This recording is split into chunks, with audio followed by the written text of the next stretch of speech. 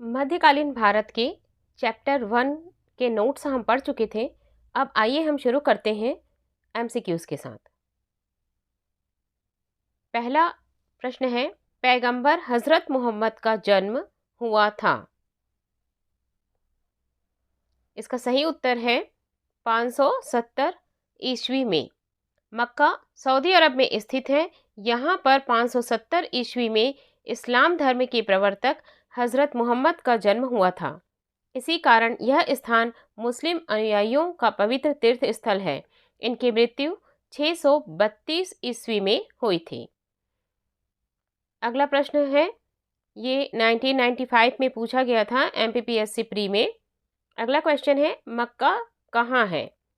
इसका सही उत्तर है सऊदी अरब में। इसकी व्याख्या के लिए आप जो ऊपर व्याख्या दी गई है उसको पढ़ सकते हैं और हम लोगों ने नोट्स में भी इसे पढ़ा है। अब हम चलते हैं प्रश्न 3 की ओर। हिंद अर्थात भारत की जनता के संदर्भ में हिंदू शब्द का प्रथम बार प्रयोग किया था। तो आप सभी जानते हैं, जैसा कि हम लोगों ने नोट्स में पढ़ा है, इसका सही उत्तर है अरबों ने। आइए इसकी व्याख्या देखते हैं। ऋग्वेद में उल्लेखित भरत कबीले के नाम पर इस देश का नाम भारत पड़ा। परंपरा अनुसार दुष्यंत के पुत्र भरत के नाम पर हमारे देश का नाम भारत पड़ा है। कुछ विद्वानों के अनुसार ऋषभदेव के ज्येष्ठ पुत्र भरत के नाम पर इस देश का नाम भारत पड़ा है। ईरानियों ने इस देश को हिंदुस्तान कहकर संबोधित किया है तथा यूनानियों ने इसे इंडिया कहा है। हिंद भारत की जनता के संदर्भ में हिंदू शब्द का सर्वप्रथम उपयोग अरबों ने किया था। आइए चलते हैं अगले प्रश्न की ओर। भारत पर पहला मुस्लिम आक्रमण किस वर्ष हुआ? तो इन सभी में से इसका आंसर है इनमें से कोई नहीं। तो आइए देखते हैं अगला आंसर कौन सा होगा।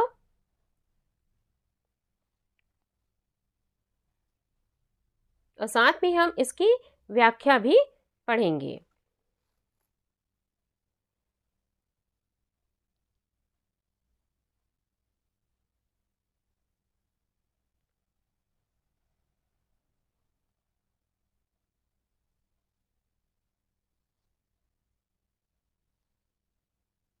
तो देखते हैं, भारत पर पहला मुस्लिम आक्रमण जो है वो 712 ईस्वी में हुआ था, जो कि ऑप्शन में नहीं दिया गया है। अरब आक्रमणकारी मोहम्मद बिन कासिम के नेतृत्व में हुआ था।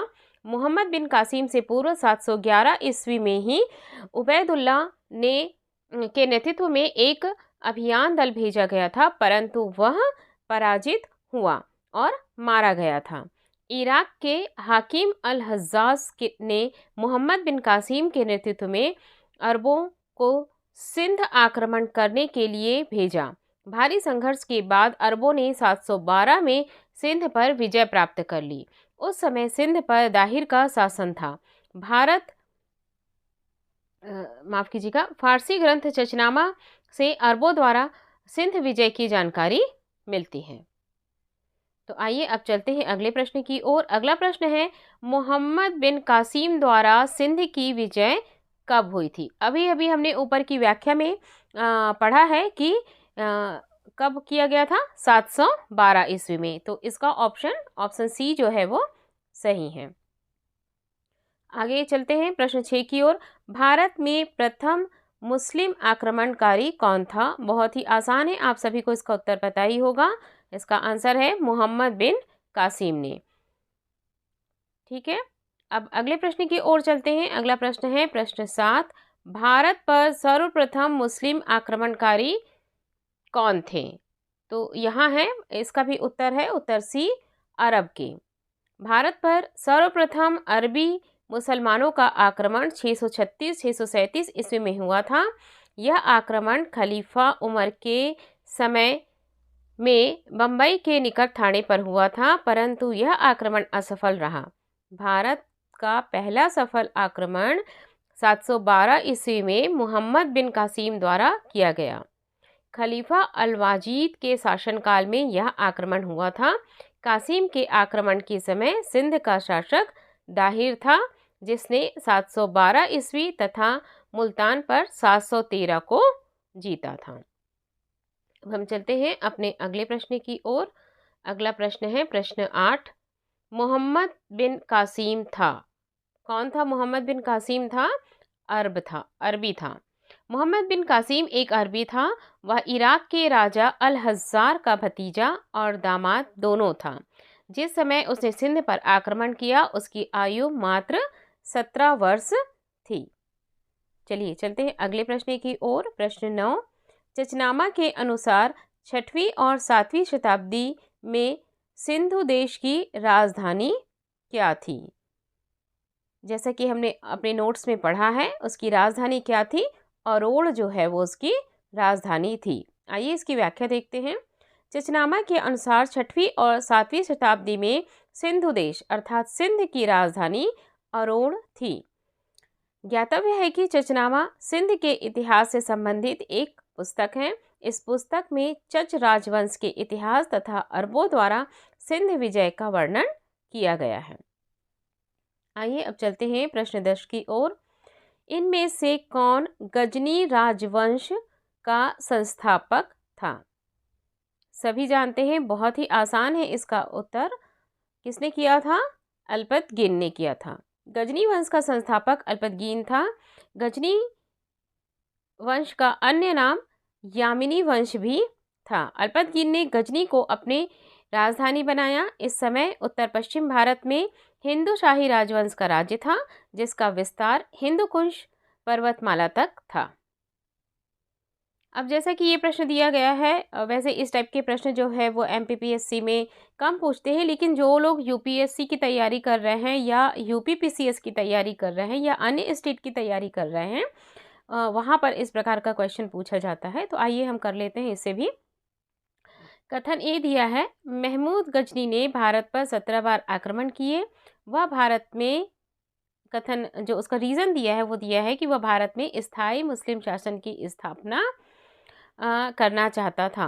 तो जैसा कि हमने नोट्स में पढ़ा है, आप सभी को मालूम है कि महमूद गजनी ने भारत पर 17 बार आक्रमण किया था, लेकिन वास्तव में जो उसका उद्देश्य था वो केवल लूटपाट करना था। मुस्लिम शासन की स्थापना करना उसका उद्देश्य नहीं था। तो इस प्रकार से जो इसका ऑप्शन सी है, ऑप्शन सी जो है वो सही उत्तर होगा। ए सही है परंतु आर गलत है। अब हम चलते हैं अगले प्रश्न 12 की ओर। प्रश्न 12 में हम देखेंगे, देखिए इसकी व्याख्या मैं आपको पहले ही पढ़कर सुना चुकी हूँ, तो हम सीधे प्रश्न 12 की ओर चलेंगे। निम्न में से कौन चंदेल शासक महमूद गजनवी से परिचित हुआ था? तो इसका सही उत्तर है, जैसे कि हम सभी लोगों ने नोट्स में पढ़ा है, विद्याधर। ठीक है, तो आइए इसकी व्याख्या हम लोग पढ़ लेते हैं। महमूद गजनी का चंदेलों पर प्रथम आक्रमण 1019-20 में हुआ। उस समय चंदेल वंश का शासक विद्याधर था, जो अपने वंश का सर्वाधिक शक्तिशाली शासक था। मुस्लिम स्रोतों से पता चलता है कि विद्याधर एवं महमूद के बीच किसी नदी के किनारे भीषण युद्ध हुआ था। इसका कोई परिणाम नहीं निकला था। इस युद्ध में विद्याधर ने राजनीतिक सूझबूझ का परिचय देते हुए युद्ध स्थल उपयुक्त न होने के कारण रात्रि के अंधकार में अपनी सेना को हटा लिया था। महमूद गजनवी भी लौट गया। इस प्रकार विद्याधर अकेला ऐसा हिंदू शासक था जिसने मुसलमानों का सफलतापूर्वक प्रतिरोध किया। मुस्लिम लेखकों ने उसे तत्कालीन भारत का सर्वाधिक शक्तिशाली शासक बताया है। विद्याधर ने कुछ हिंदू राजाओं का एक मित्र संघ बनाया, जिसका मुख्य उद्देश्य कन्नौज के शासक राज्यपाल को सजा देना था। उनकी दृष्टि में राज्यपाल ने मथुरा और वृंदावन जैसे जो तीर्थ स्थल हैं को लूटने वाले महमूद से बिना युद्ध किए हुए भागकर एक बड़ा अपराध किया था। इन राजाओं ने राज्यपाल पर आक्रमण कर उसे मार दिया। आइए अब चलते हैं अगले प्रश्न की ओर। प्रश्न 13, महमूद गजनवी का दरबारी इतिहासकार कौन था? बहुत ही सरल है, आप सभी को इसका उत्तर पता होगा, उत्बी। महमूद गजनवी शिक्षित एवं सुसभ्य था। वह विद्वानों एवं कलाकारों का सम्मान करता था। उसने अपने समय के महान विद्वानों को गजनी में एकत्रित किया था। उसका दरबारी इतिहास का उद्यमी था। किताब उल यामिनी अथवा तारीख यामिनी नामक ग्रंथ की रचना उसने की थी। प्रश्न 14 है, शाहनामा का लेखक फरिश्ता किसके दरबार से संबंधित था? तो इसका सही उत्तर इसमें नहीं दिया गया है, जैसे कि हम लोगों ने नोट्स में पढ़ा था। तो आइए देखते हैं क्या दिया है इसके डिस्क्रिप्शन में। दिया गया प्रश्न त्रुटिपूर्ण है क्योंकि शाहनामा का लेखक फरिश्ता ना हो करके फिरदौसी है। यह महमूद गजनवी के दरबार का प्रसिद्ध कवि था। इसे पूर्व के होमर की उपाधि दी जाती है। इस प्रकार इसका संभावित उत्तर विकल्प बी होगा, जबकि फरिश्ता ने तारीखे फरिश्ता या गुलशन ए इब्राहिम नामक किताब लिखी है। इसका पूरा नाम मोहम्मद कासिम हिंदू शाह था। कुछ समय तक अहमदनगर के शासक मुर्तज़ा निज़ाम शाह के दरबार में रहा। बाद में बीजापुर चला गया। इसकी पुस्तक तारीख फरिश्ता बीजापुर के शासक इब्राहिम आदिल शाह को समर्पित थी। आइए अगले प्रश्न की ओर चलते हैं। शाहनामा का लेखक कौन था? जैसे कि अभी अभी हमने पढ़ा, शाहनामा का लेखक कौन था? फिरदौसी था। अगला प्रश्न देखते हैं। पुराणों का अध्ययन करने वाला प्रथम मुसलमान कौन था? ये भी हम अपने नोट्स में पढ़ चुके हैं। आप सभी को इसका उत्तर पता होगा। अब्दुल कादिर बदायूनी, ये इसका सही उत्तर है। डिस्क्रिप्शन इसमें काफ़ी लंबा दिया गया है, जो कि हम ऑलरेडी नोट्स में पढ़ चुके हैं, तो आप एक बार इसको रीड कर लीजिएगा। आइए चलते हैं अगले प्रश्न की ओर। अगला प्रश्न है, महमूद गजनी के साथ भारत आने वाला प्रसिद्ध साहित्यकार कौन था? मुझे उम्मीद है भी इसका भी उत्तर जो है आप सभी को पता होगा। तो आइए चेक करते हैं इसका सही उत्तर कौन सा है। पहले आप ऑप्शन देख लेंगे, लेकिन आप बता सकते हैं कि इसका सही उत्तर कौन सा है। तो आंसर जो बी है वो इसका सही उत्तर है। अगले प्रश्न की ओर चलते हैं। अल बरूनी भारत में आया था। अल बरूनी भारत में कब आया था? अल बरूनी जो है वो भारत आया था 11वीं शताब्दी ईस्वी में आया था। अगले प्रश्न की ओर चलते हैं। महमूद गजनी के साथ भारत आने वाला प्रथम विद्वान कौन था? अभी भी हमने देखा था, इसका सही उत्तर है अल बरूनी। अगले प्रश्न की ओर चलते हैं।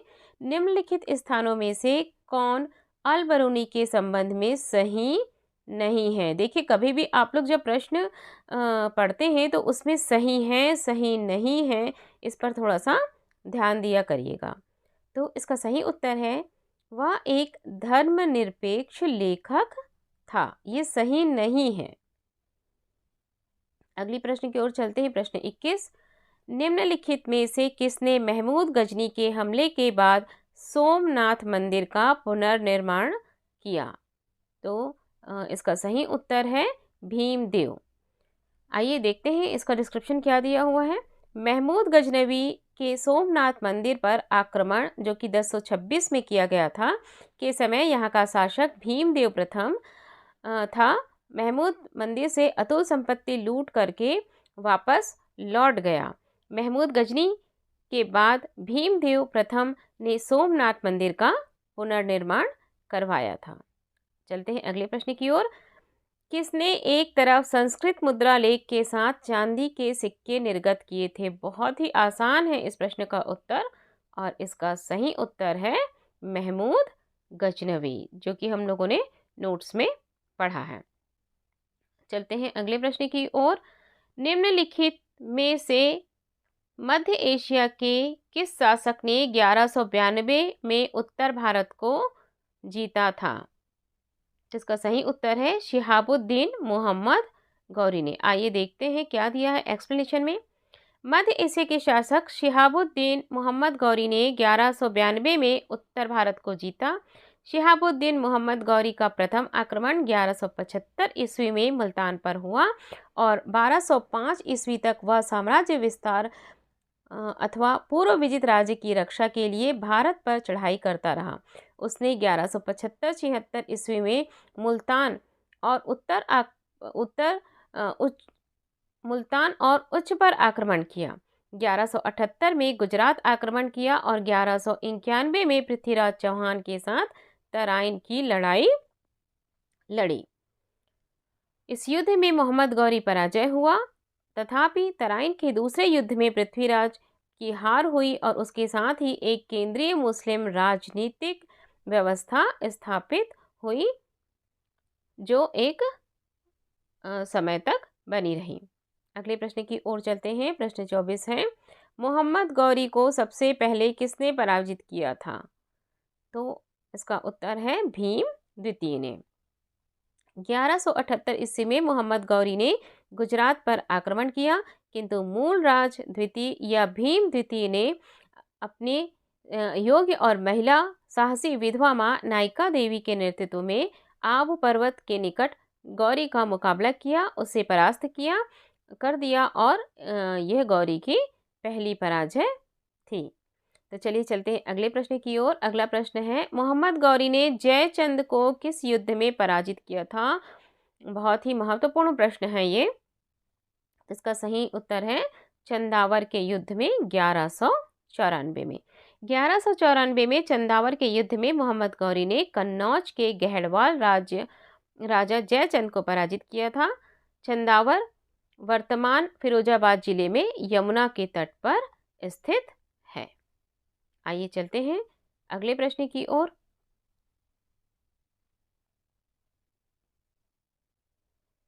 अगला प्रश्न है प्रश्न 26, निम्नलिखित में से कौन राजा मोहम्मद गौरी द्वारा चंदावर के युद्ध में पराजित किया गया था?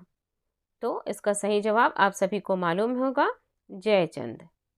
अगले प्रश्न की ओर चलते हैं। 1194 के चंदावर के युद्ध में मोहम्मद गौरी ने किसे हराया था? अभी अभी हमने पढ़ा, बहुत ही आसान है इसका उत्तर, जयचंद ने। प्रश्न 28, युद्ध जिसमें भारत में मुस्लिम शक्ति की स्थापना हुई। अगर नोट्स को आप लोगों ने ध्यान से पढ़ा होगा तो आपको इसका आंसर आसानी से बन जाएगा। इसका सही उत्तर है तराइन का द्वितीय युद्ध। 1192 ईस्वी में तराइन के द्वितीय युद्ध में मोहम्मद गौरी द्वारा पृथ्वीराज चौहान की पराजय के बाद भारत में मुस्लिम शक्ति की स्थापना हुई। गौरी की सजगता और श्रेष्ठ युद्ध प्रणाली के कारण मुसलमानों की जीत हुई। यह भारतीय इतिहास में अत्यधिक महत्वपूर्ण था। अगले प्रश्न की ओर चलते हैं। कूट से संबंधित ये प्रश्न है, निम्नलिखित नामों को कालानुक्रम में व्यवस्थित करें, वह नीचे दिए गए कूट से सही उत्तर प्राप्त करें। ये जब आप इतिहास को बहुत अच्छे से क्रमवार समझेंगे तभी इस प्रकार के प्रश्न आपसे बनेंगे। हालांकि ये बहुत ही आसान सा प्रश्न है। आप देखिए इसमें चंगेज खां, महमूद गजनवी, मोहम्मद गौरी और तैमूर। तो इसमें सही क्रम में जो दिया हुआ है वो है सबसे पहले महमूद गजनवी, फिर मोहम्मद गौरी, उसके बाद चंगेज खां और फिर तैमूर। इसके डिस्क्रिप्शन को पढ़ते हैं। सन 999 से 1027 के बीच में महमूद गजनवी ने भारत पर 17 बार आक्रमण किया। शिहाबुद्दीन गौरी का प्रथम आक्रमण 1175 ईस्वी में हुआ और 1205 ईस्वी तक यह बराबर साम्राज्य विस्तार किया अथवा पूर्व विजित राज्य की रक्षा के लिए भारत पर चढ़ाई करता रहा। चंगेज खां के आक्रमण का भय तब उत्पन्न हुआ जब 1221 में ख्वारिज शाह की मृत्यु के बाद उसका पुत्र और उत्तराधिकारी जलालुद्दीन मंगबरनी दिल्ली सल्तनत की ओर भागा। सुल्तान नासिरुद्दीन के शासनकाल में मध्य एशिया के मंगोल सेनानायक तैमूर ने 1398 ईस्वी में भारत पर आक्रमण किया था। अगले प्रश्न की ओर चलते हैं। किस मुस्लिम शासक के सिक्कों पर देवी लक्ष्मी की आकृति बनी थी? बहुत ही आसान सा प्रश्न है। उम्मीद है आप सभी को इसका उत्तर पता होगा क्योंकि हमने नोट्स में भी इसे पढ़ा हुआ है। तो इसका सही उत्तर है उत्तर ए, मोहम्मद गौरी के सिक्कों पर देवी लक्ष्मी की आकृति बनी है और दूसरी तरफ क्या हुआ था, कलमा खुदा हुआ था। भारत में मोहम्मद गौरी ने किसको प्रथम अता प्रदान किया था? तो इसका सही उत्तर है कुतुबुद्दीन ऐबक को। गौरी की विजयों के बाद शीघ्र ही उत्तर भारत में अक्ता प्रथा स्थापित हो गई थी। 1192-1206 में कुतुबुद्दीन ऐबक ने गौरी के प्रतिनिधि के रूप में उत्तरी भारत के विजित भागों पर प्रशासन संभाला। इस अवधि में ऐबक ने उत्तरी भारत में तुर्की शक्ति का विस्तार भी किया था। अगले प्रश्न की ओर चलते हैं। मोहम्मद गौरी के किस दास ने बंगाल एवं बिहार पर विजय प्राप्त की? इसका सही उत्तर है बख्तियार खिलजी ने। डिस्क्रिप्शन आप लोग पढ़ लीजिएगा, ये हम लोग नोट्स में पढ़ चुके हैं। अब हम लोग आगे बढ़ते हैं। बिहार का प्रथम मुस्लिम विजेता कौन था? तो बिहार का प्रथम मुस्लिम विजेता जो था वो बख्तियार खिलजी था। अब हम चलते हैं अगले प्रश्न की ओर। अगला प्रश्न है, नालंदा विहार का विध्वंस किया था। बहुत ही महत्वपूर्ण प्रश्न है ये। नालंदा विहार का विध्वंस किसने किया था? तो इसका सही उत्तर है बख्तियार खिलजी ने किया था। अगले प्रश्न की ओर देखते हैं। ये भी कथन और कारण वाला प्रश्न है। अगर आप बहुत अच्छी तरीके से नोट्स को पढ़ लेते हैं तो ये बहुत आसानी से बन जाते हैं, देखकर आपको घबराना नहीं है। नीचे दो कथन दिए गए हैं जिनमें एक कथन ए है और दूसरा जो है वो क्या है, उसका कारण है। तो कथन को पढ़ते हैं। भारत पर तुर्की आक्रमण सफल हुए। इसका कारण दिया है उत्तर भारत में राजनीतिक एकता नहीं थी। तो इसका सही उत्तर क्या होगा? इसका सही उत्तर है कथन ए तथा कारण आर दोनों सही हैं तथा कारण आर कथन ए की सही व्याख्या करता है। आइए हम इसे डिटेल में जानते हैं। भारत पर तुर्कों का आक्रमण सफल हुआ, जिसके फलस्वरूप भारत में इस्लामी राज्य स्थापित हुआ। भारत भूमि में अंदर तक प्रवेश पाने का प्रथम श्रेय गजनवी वंश के सुल्तान महमूद को प्राप्त हुआ, जबकि भारत में राज्य स्थापित करने का श्रेय सशबनी वंश के मोहम्मद गौरी को प्राप्त हुआ। अतः स्पष्ट है कि कथन सत्य है। भारत में राजनीतिक एकता का अभाव और उत्तरी भारत में भी एक शक्तिशाली और विस्तृत साम्राज्य का न होना तुर्कों के विरुद्ध असफलता का कारण था। Doctor A.L. श्रीवास्तव के अनुसार राजनीतिक एकता का अभाव, सामाजिक विभेद, ब्राह्मणवाद का उत्थान, नैतिक पतन और भारतीयों की तुलना में तुर्कों की रणनीति, सैनिक संगठन, साधन आदि की दृष्टि से श्रेष्ठ होना तुर्की सफलता के कारण है। इस प्रकार कथन एवं कारण दोनों सही हैं। कथन की सही व्याख्या करता है। रेशम बुनकरों की श्रेणी की जानकारी निम्नलिखित किस शिलालेख से मिलती है? रेशम बुनकरों के बारे में बहुत महत्वपूर्ण प्रश्न है, ये भी बताएंगे आप इसका उत्तर।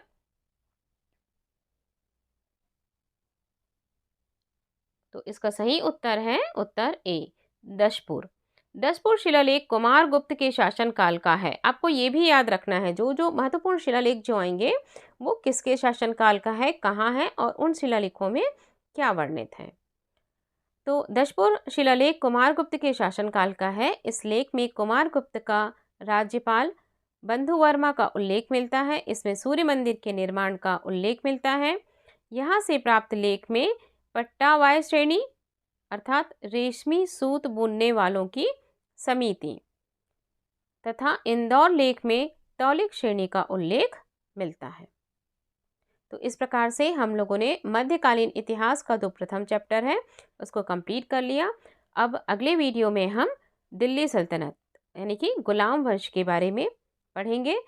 हम नोट्स भी पढ़ते जाएंगे और साथ साथ में इससे रिलेटेड जो MCQs हैं उसे भी लगाते चलेंगे। तो मिलते हैं अब अगली क्लास में गुलाम वंश के साथ।